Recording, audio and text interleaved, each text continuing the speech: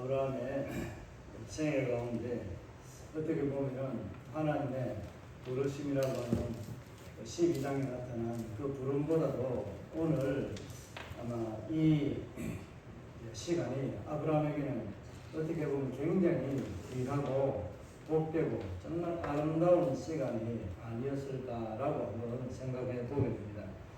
아브라함의 이름이 이제 아브라함에서 사례도 역시 마찬가지로 사례에서 사라로 바뀌게 되는 시점이기도 합니다.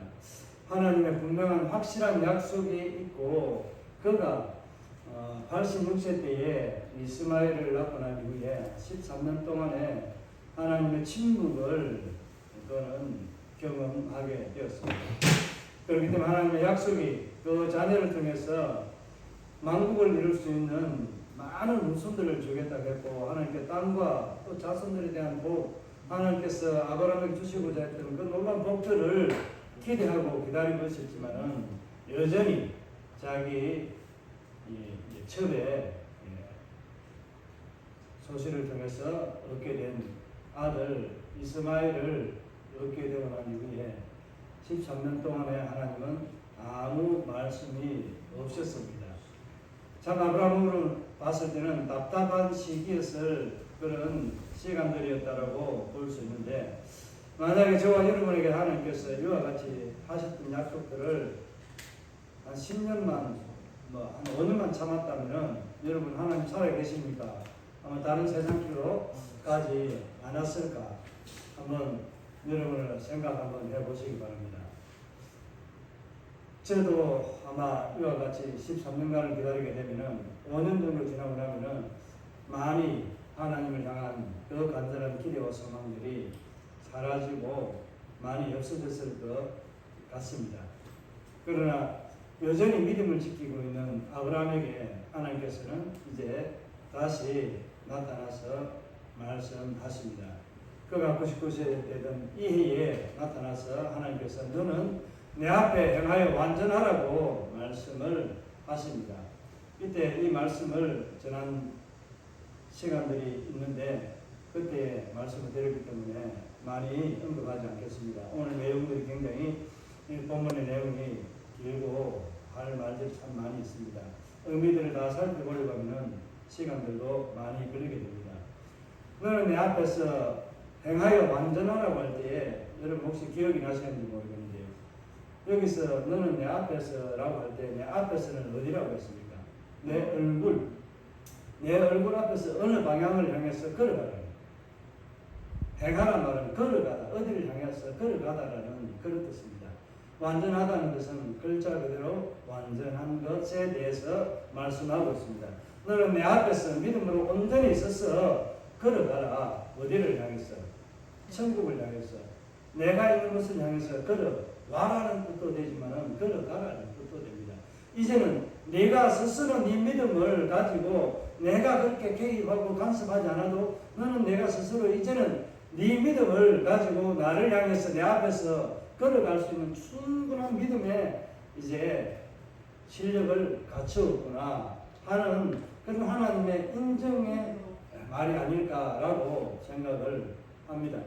여러분도 하나님 앞에서 인정받는 삶을 살려고 할 때 그때는 하나님이 우리 가운데 내 삶 가운데 아무런 응답이 없고 막막한 터널과 같고 그런 시대에 그런 시간들에 하나님과 교제하는 시간들을 통해서 여러분이 하나님 앞에 오늘 아브라함이 인정받은 것처럼 여러분의 믿음의 인정을 그렇게 받으면 좋겠습니다.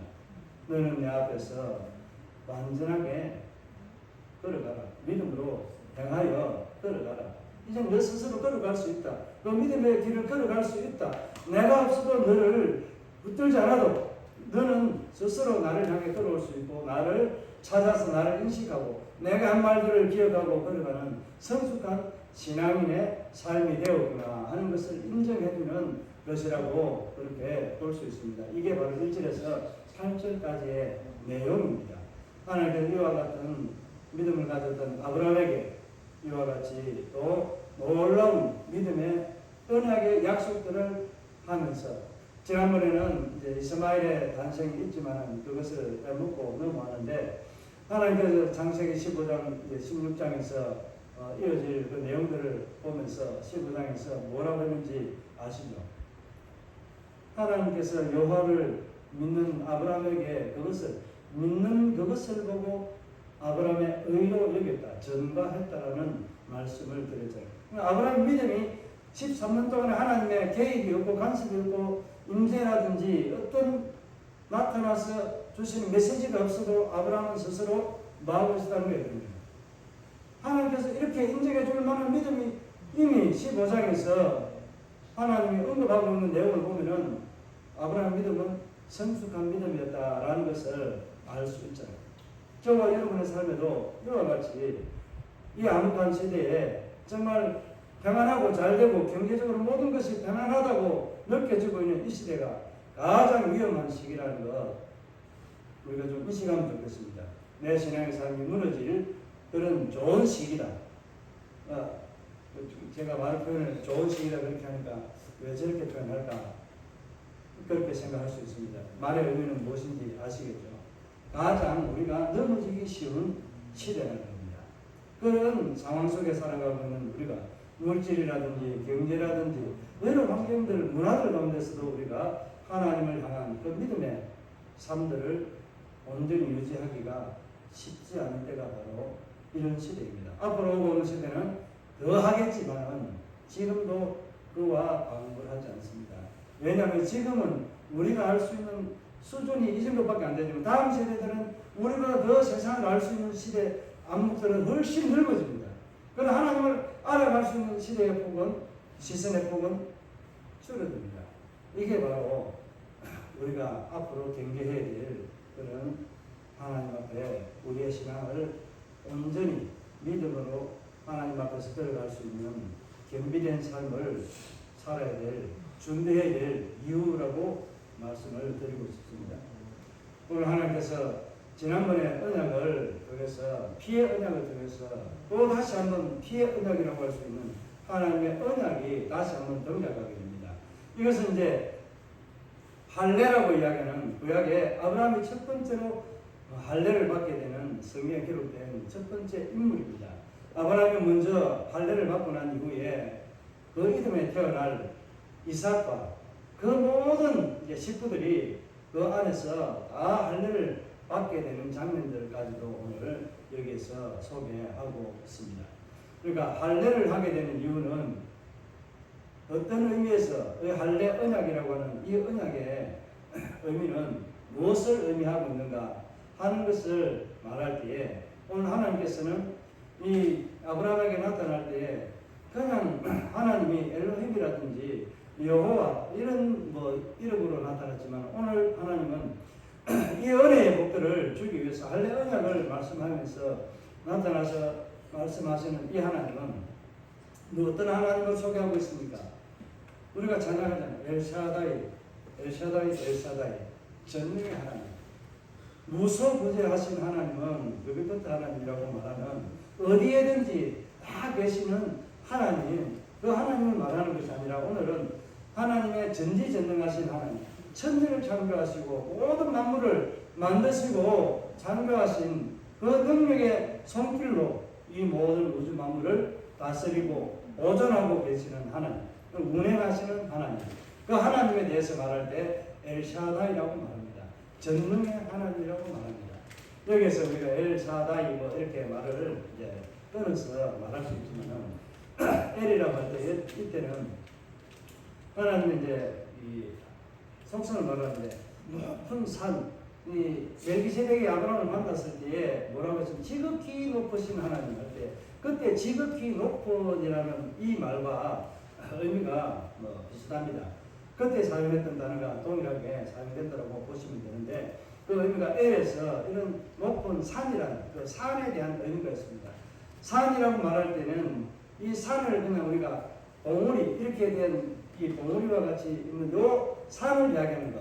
뭐 여러 가지 봉우리가 있는 여러 개의 봉우리를 다 두고 산이라고 하는 의미도 있지만은 그냥 우리가 산이라고 말할 때 한 봉우리, 우리 눈앞에 있는 산이라 할지라도 산의 전체를 두고 말하고 있다는 거예요. 무슨 의미인지 이해가 갑니까? 엘샤다이, 엘 하나님을 말할 때 산이라고 말할 때 산의 이 어떻게 보면 삼각형이라고 할 수 있는 이 산을 볼 때에 그 삼각형으로 보이네 이렇게 산이 푸르네 이렇게 말하는 것이 아니라 산의 모양을 보고 안에 있는 나무라든지 바위라든지 숲들 모든 것들을 다 포함해서 저 산이라는 표현을 하잖아요. 이와 같이 하나님을 말할 때도 이 하나님은 어떤 하나님이라는 의미를 담고 있다고 말하는 것 같습니다. 엘샤다이의 엘자가 하나님이라고 말하는데 모든 만물을 품고 만드시고 가지고 계시는 전능하신 하나님이라는 의미의 속성을 담고 있다고 그렇게 보시면 됩니다. 그래서 전능하신 하나님, 샤다이가 전능하다 이런 의미의 하나님. 어떤 면에서는 이게 원어가 이제 샤다이라는 이 단어가 파생이 된 게 파괴하다 이런 의미에서 파생된 단어라고 이야기합니다.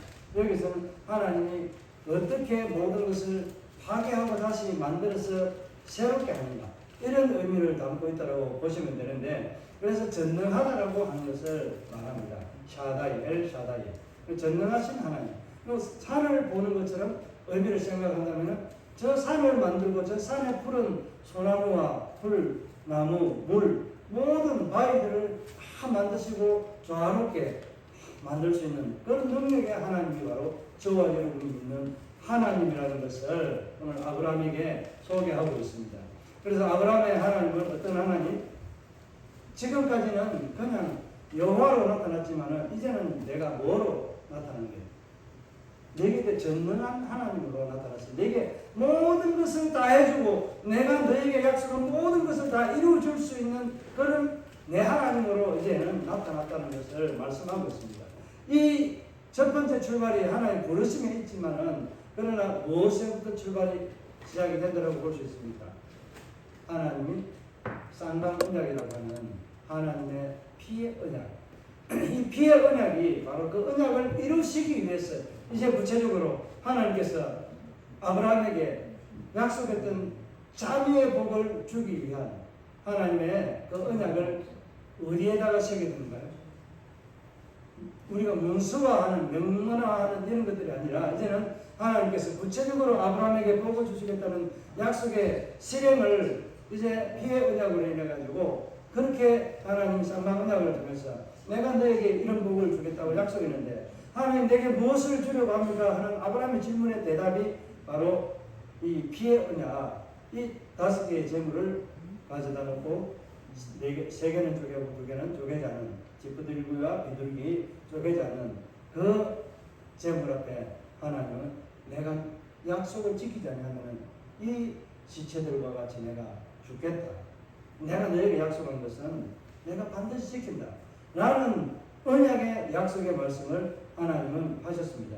오늘 그 약속의 말씀을 다시 한번 아브라함에게 새기면서 이제는 구체적으로 좀 더 확실하게 내가 내 민족을 이룰 수 있는 큰 씨를 내 출발점으로 주겠다. 그래서 내가 너의 이름을 바꾸겠다. 그냥 아버지로서 존재하는 이런 아버지의 존망을 말하는 것이 아니라 이제는 너는 모든 열국의 아버지가 되고 모든 믿음의 민족의 사람들의 믿음의 사람의 출발점이 되는 첫 번째가 아담과 같은 존재가 될 것이다 라는 이름으로 열국의 아비라는 것으로 지어주게 됩니다. 사라 역시 이제 사라로 바뀌게 되는 이 장면에서 말씀하시에 그냥 그 주인과 같은 이런 삶에 따라다니는 사람 누구예요? 여종. 이런 종의 모습에서 이제는 사라가 사라로 바뀌면서 무엇이 됐을까요? 나는 여자들의 주인이 된다. 여자들의 어머니가 된다는 그런 이제 시작점이 된다는 두 사람의 의미가 담겨있는 이름으로 바뀌게 됩니다. 이스라엘 백성들은 할례를 할 때에 대개 보면은 이름을 지어주게 됩니다. 예수님을 잉태하신 그 당시에 내용을 소개하고 있는 마태복음이라든지 이런 데 보면은 다 그렇게 할례를 할 때 난지 7일 만에 그의 이름들을 지어서 불러주게 됩니다. 아브라함은 난지 7일밖에 안 됐습니까? 그거 아니잖아요. 아브라함은 이제 믿음의 사람으로서 새롭게 거듭난 삶을 시작하는 하나님의 약속의 출발이 이루어지는 그 시작을 알리면서 아브라함은 할례를 받게 됩니다. 이 할례를 받으면서 하나님은 아브라함에게 모든 내 자손들이, 내 집안에 있는 모든 사람들이 오는 세대까지 행해야 될 약속이다, 지켜야 될 의무다. 이것을 지키면 내가 복을 주고 내가 약속한 것을 주지만 그 약속한 것을 받지 못하는 것은 어떤 사람은 받지 못한다라고 말씀하고 있습니까? 할례를 행하지 않는 하나님의 백성 이스라엘 집안의 사람, 아브라함의 집안의 사람이지만 할례를 하지 않을 경우에는 내 약속이 그에게는 끊어진다. 끊어지게 될 것이다라는 말씀. 지금이 끊어지는 것이 아니라 끊어지게 될 것. 그러니까 미래적으로 일어나게 될 일들에 대해서 하나님은 아브라함이 약속합니다. 반드시 이 일들을 행하라고 말합니다. 이 할례가 신약에 와서는 언제 안 하게 되는지 하는 사람도 있긴 있습니다만 우리가 성경적으로 할례를 하지 않는 결정적인 일들이 일어나게 됩니다. 예수를 믿고 난 이후에 이 구약의 율법을 행해야 되는데 행하지 말아야 되느냐 행하여야 되느냐 하는 이런 구원에 관련된 하나님 백성에 관련된 정보에 대해서 오늘 이 말씀에 보면은 언제까지 내 자손들이 지금 오는 세대까지 계속해서 이 할례를 해야 된다. 왜 해야 되는 이유가 어디에 있다고요? 할례, 내 몸에 피를 베어내면서 그 피를 보면서 내 몸에 할례를 새겼다는 거예요. 그런데 이 창세기에서 이제 오늘은 이제 17장에서는 이렇게 말하지만 38장인가 35장에서 보면은 육신의 할례를 하지 말고 내 마음에 할례를 하라고 합니다. 이것이 신명기에서 말씀하고 있습니다. 신명기에서 말씀하고 있는데 이 신명기에서 마음의 할례를 하라고 합니다. 육신의 할례를 하지 말고 마음의 할례를 하라고 말씀을 합니다. 모세가 이것을 받아서 말하고 있습니다. 그러니까 육신의 이 할례를 이제 몸에 새기던 할례 증거를 표를 갖다가 이제는 어디에 한다고요? 마음에 새길 때가 있다라는 것을 암시하고 있는 그런 말씀이기도 합니다. 그러니까 마음에 새기는 할례가 언제 시작이 되었나요? 예수님 오시고 난 이후에 성령이 우리에게 오시고 난 그 이후로부터는 어디에 우리가 할례를 할 필요가 없다고? 육신의 할례를 할 필요가 없습니다. 그래서 예루살렘에 있는 그 교회에서 회의를 하게 됩니다. 사도행전 15장에서 우리가 이런 일들을 하고 있는데 이런 문제들이 생기게 되는데 이런 문제가 뭐예요?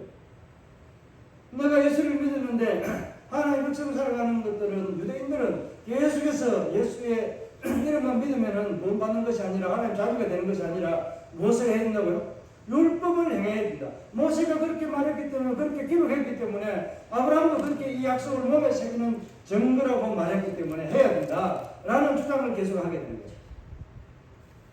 그런데 여기에서 최초로 기독교 공의회가 소집이 되어서 의논을 하게 됩니다. 의논을 하게 된 결과 그것이 우리의 육신의 삶을 증거로 예수를 믿는 하나님의 자녀가 된 증거가 아니라 마음의 할례를 해야 되는 것이 우리에게 약속이 되어져 있다라는 이 말씀을 신명기의 말씀을 통해서 하고 있습니다. 그러니까 할례를 안 받아도 된다. 할례를 안 받는 대신에 뭐를 하는 거예요? 우리 마음에 새기는 거예요. 우리 마음에 내가 무엇을 새기는 거예요? 성령이 들어와서 인치시는 이것이 바로 우리에게는 마음의 할례를 하게 됩니다.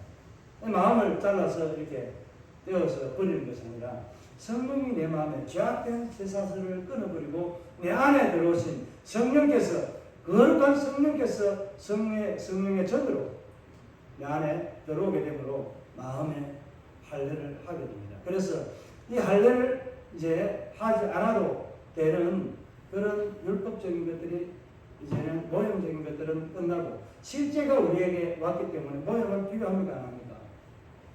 의미적으로 간직할 수는 있겠지만 의미적으로 모형은 아무런 의미가 사실은 없습니다. 참 우리를 지켜주시고 인도해 주신 하나님에 대한 그 모형을 이제 볼 때는 이런 것들이 은혜가 될 수는 있겠지만 그것이 우리의 구원에 확실한 증거가 되지 못한다는 사실을 꼭 기억하시길 바랍니다. 우리 마음의 할례를 한 저와 여러분은 어떤 삶을 살아가야 될까요? 사도행전 25장에서 음행과 더러운 것 이런 것을 피하라고 하면서 목매어 죽인 것들을 먹지 말라고 그렇게 하면서 공회에서 공포를 온 교회들 성도들에게 공포를 하면서 이렇게 공회가 마무리가 됩니다. 그래서 구원의 활로가 이제 전도의 활로가 더 확장되는 시기가 바로 이 사도행전 15장 이 예루살렘 기독교 최초의 공의회를 통해서 이제 확장되어가고 확장되어가는 기폭제가 되는 그런 시간이 되었다는 것을 볼 수 있습니다. 오늘처럼 우리에게 할례는 어디에 해야 될까요? 오늘 아브라함은 6주년 했습니다. 난지 7일 만에 모든 이스라엘 민족들이 행해왔던 것은 아브라함의 가족들이 행했던 것처럼 아브라함의 집안의 모든 식구들이 행했던 것처럼 아브라함의 믿음을 따라서 살아가는 저와 이 모두에게도 동일하게 똑같이 할례를 해야 됩니다. 이 할례가 이제 신약적으로 넘어오면서 그 육신의 표피를 짜는 할례를 하지 않지만 이 할례가 무엇으로 연결되어져 있는지 아시죠? 몰라도 아는 척 좀 해주시면 좋겠네요. 이게 바로 유아세례로 연결됩니다. 유아세례가 바로 이 할례의 전표로 이어집니다. 이스라엘 백성들이 가나안 땅을 정복할 때에 첫 번째 이 성을 앞에 두고 정복하기 위해 이제 앞에 두고 목전에 두고 적군들을 목전에 두고 이스라엘이 먼저 행한 것은 무엇인지 잘 아시죠? 유월절을 지켰고 유월절을 지키기 전에 할례를 하게 됩니다. 길갈에서 할례를 하게 됩니다. 그 평지에서 할례를 하게 되는데 할례를 하게 되면 3일 만에 제일 고통스럽고 움직이지 못하는 시간이 있습니다. 그 시간 동안에 여리고성에 있는 사람들이 나와서 이스라엘을 공격하게 되면 꼼짝없이 죽게 되지만 이때에 하나님은 이곳에서 적군 앞에서 이 일들을 행하게 하십니다. 이렇게 하면서 유월절 만찬을 펼친 게 어떤 의미가 있는지 여러분 우리 여호수아서를 통해서 들었으니까 잘 아시잖아요. 어떤 의미가 있다고 했습니까? 복 있는 사람에 대해서 말씀할 때 여호와께서 원수의 목전에서 내게 상을 차려주시고 내게 기름을 부으시는 그 장면이 바로 이런 할례를 행했던 길갈에서 할례를 행했던 이런 장면들이 바로 이런 의미들을 담고 있다고 고백을 담고 있다고 말씀을 드렸습니다. 저와 여러분에게도 이와 같이 믿음으로 살아가는 저와 여러분의 삶에 하나님은 원수의 목전에서 상을 내게 차려주시고 내게 기름을 발라서 나를 복되게 하시고 그 약속의 복을 아브라함에게 주셨던 것처럼 저와 여러분에게도 오늘도 동일하게 우리에게 주시는 하나님이심을 믿으시기를 바랍니다. 말씀을 정리하면서 한 가지만 말씀을 드리겠습니다. 하나님께서 이 할례 언약을 할 때에 나타나시면서 하나님께서 지금까지는 그냥 여호와로 나타났는데 오늘은 무엇으로 나타났다고 해서 자기를 소개했다고 했습니까? 전능한 하나님, 엘샤다이 하나님이라고 소개하고 있는 이 하나님은 도대체 어떤 하나님이기에 아브라함에게 이제 와서 이삭을 주면서 약속을 하면서 또 한 약속을 하게 되는데 내가 이삭이 태어나면 이삭과 내가 내 언약을 세운다라고 말씀합니다. 아브라함에게 약속했습니다. 그런데 하나님은 구체적으로 또한 아브라함이 약속한 그 언약의 이 모든 것을 누구와 언약한다고요? 아브라함에게 준 시, 그 이삭과 함께 언약을 또 세우게 된다라고 말씀합니다. 그러니까 하나님의 이 약속, 아브라함에게 약속했던 이 언약의 약속은 누구에게도 적용이 되는 거예요? 아브라함의 모든 후손에게 적용이 되는 거예요. 이것을 우리에게 적용하면은 아브라함을 통해 믿는 믿음을 살아가는 모든 저와 여러분에게 하나님의 언약의 약속은 이삭에게 행했던 그 언약과 같이 모두에게 다시 언약이 그대로 적용되고 있다는 것을 말씀하고 있다고 보시면 됩니다. 저는 그렇게 믿습니다. 하나님의 그 약속, 아브라함이 주신 약속은 우리가 믿음으로 마음의 할례를 하고 살아가는 우리에게, 믿음의 증거를 가지고 살아가는 우리에게 하나님은 아브라함에게 주셨던 그 약속의 복들을 우리가 누리도록 그대로 저와 여러분에게 언약의 갱신이라고 할까요? 재확인이라고 하는 것을 통해서 우리에게 말씀하고 있다고 보시면 됩니다. 그러면은 이 약속이 어떻게 흘러간다고 말할 수 있겠습니까? 야곱이 하나님을 만났을 때 야곱 강가에서 씨름하고 밤새도록 씨름하고 난 이후에 새로운 이름을 얻었습니다. 이건 할례와 다른 의미에서 만난 거예요. 받은 이름인데 야곱이 이 야곱 강가에서 만난 그 하나님 씨름에서 이겼는데 이름을 얻게 된 이스라엘이라고 부르지 않았는데 하나님께서 바튼 아람에 찾아오셔가지고 말씀합니다. 너는 이제는 야곱이라 하지 말고 무엇이라고 부르라고? 이스라엘이라고 부르라고 말씀합니다. 이때는 그 전에 사건을 보면은 이제 이 세겜 추장 이 아들과 이 세겜 추장과 강간당한 자기 이 빈나의 여동생이 있습니다. 이런 사건들이 있고 난 베델로 올라가는 사건에서 베델로 올라갈 때 이때 하나님은 무엇을 말씀해요? 야곱에게 그렇게 말씀합니다. 다시는 네가 야곱을 하지 말고 이스라엘이라고 말하면서 하나님께서 이 엘샤다이에 하나님이 나타나서 이름을 바꾸라고 말씀하면서 야곱에게 축복해 주십니다. 하나님 그에게 복을 빌어 주십니다. 야곱은 그의 만난 하나님, 그 하나님 엘샤다이 하나님을 가지고 그 이름을 가지고 창세기 49장에서 야곱에게 요셉에게 그대로 축복합니다.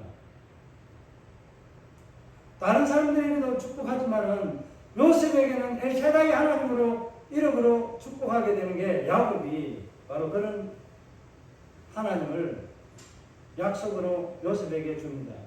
그가 아버지에게 받았던 그 할아버지에게 받았던 언약의 약속의 말씀, 그 하나님을 만난 그 하나님의 이름으로 축복하는 거예요. 모세는 또 어떤 하나님으로 만났을까요? 모세도 역시 엘샤다이 하나님으로 만나게 됩니다. 그럼 앞으로 이 아브라함을 만난 이 하나님, 아브라함에 나타난 이 하나님은 어떤 하나님으로 이제 존재하게 되는 거예요? 오늘 모든 세대에게 아브라함의 믿음의 후손들에게는 동일하게 내가 그들에게는 어떤 하나님으로 전능한 하나님으로 내가 너의 모든 것들을 내가 만지고 또 어떻게 하는 거예요? 주무리고 다 할 수 있는 그러니까 너의 길을 대로를 열어주고 할 수 있는 그런 하나님으로 내가 찾아오겠다는 거예요. 함께 하겠다는 겁니다. 전능한 하나님이 그래서 이스라엘 백성들이 출애굽할 때 어떤 사건이 일어납니까? 가루막힌 그 길에서 하나님은 밤새도록 원망불평하는 이들 앞에 하나님의 역사는 멀리서 행해오고 있는 그 동풍을 통해서 홍해 바다가 갈라지고 있다는 사실을 이스라엘은 모르고 있었습니다. 오늘 저와 여러분에게도 동일합니다. 이 시대를 살아가는 저와 여러분에게 엘샤다이 그 하나님이 아브라함에게 약속했던 그 하나님의 언약의 복이 저와 여러분에게도 주어지지만 여러분과 저의 자녀들 후손들이 우리 교회의 믿음의 후손들이 이와 같은 하나님의 아브라함의 복을 받아 누리려고 하면 어떻게 해야 될까요?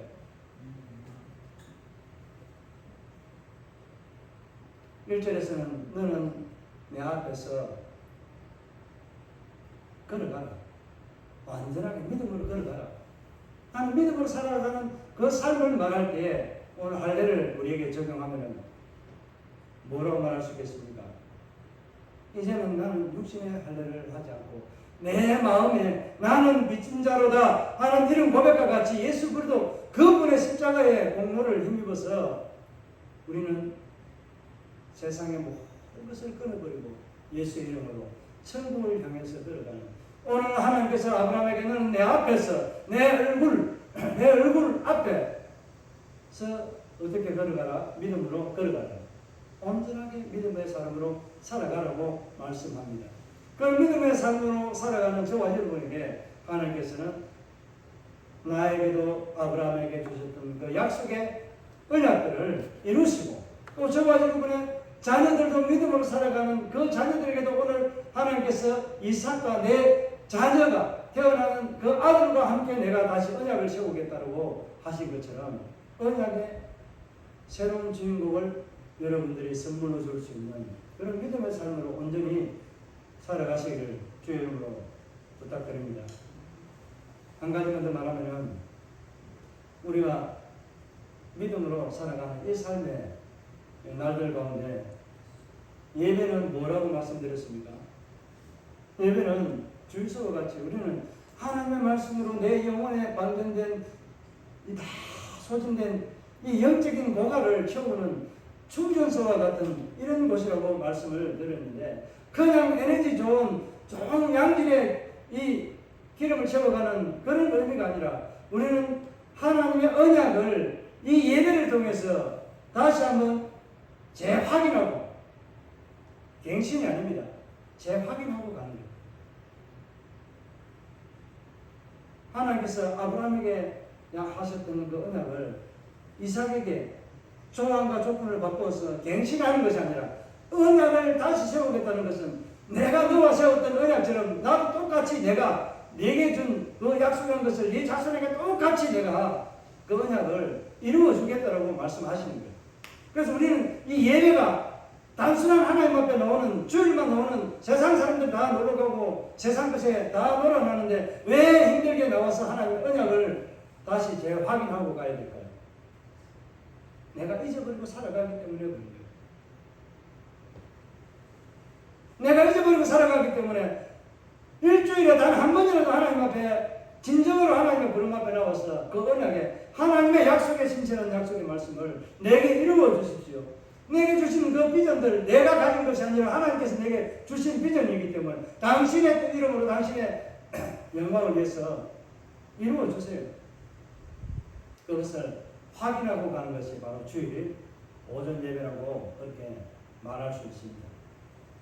여러분, 오늘 아브라함에게 주셨던 이 언약의 약속의 말씀, 구체적으로 하나님은 이제 좀 더 디테일하게 차곡차곡 하나님의 언약의 약속이 어떻게 전개되어져 가는지에 대해서 보여주고 있는 이 말씀 가운데 할례 언약을 통해서 하나님께서 실질적으로 이제는 세상의 것을 버리고 네가 믿음으로 살아가는 모든 것에 있어서 여러분의 이름을 바꾸라는 것이 아니라 아브라함으로 바뀌면서 모든 열국의 아버지로 존경받는 믿음의 조상의 첫 출발점이 되는 그런 이름을 얻게 된 것처럼 저와 여러분도 다시 한번 그 믿음의 출발점에서는 아브라함과 같이 내가 이제 이삭과 같이 그 언약의 당사자로 수여받은 자로 다시 재확인을 하게 되는 이런 믿음의 삶을 살아가는 할례가 여러분 안에 있는지 있다면 정말 그 할례가 내가 육신의 할례를 행위를 통해서 하게 되는 그런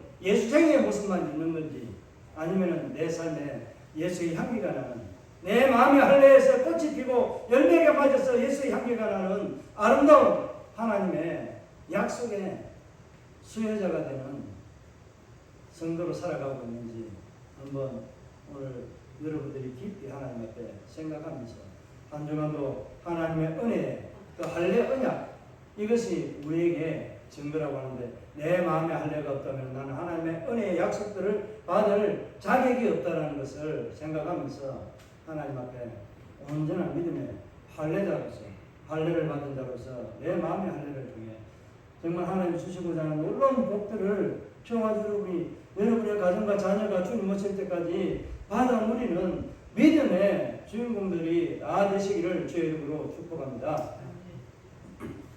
이 말씀들을 생각하면서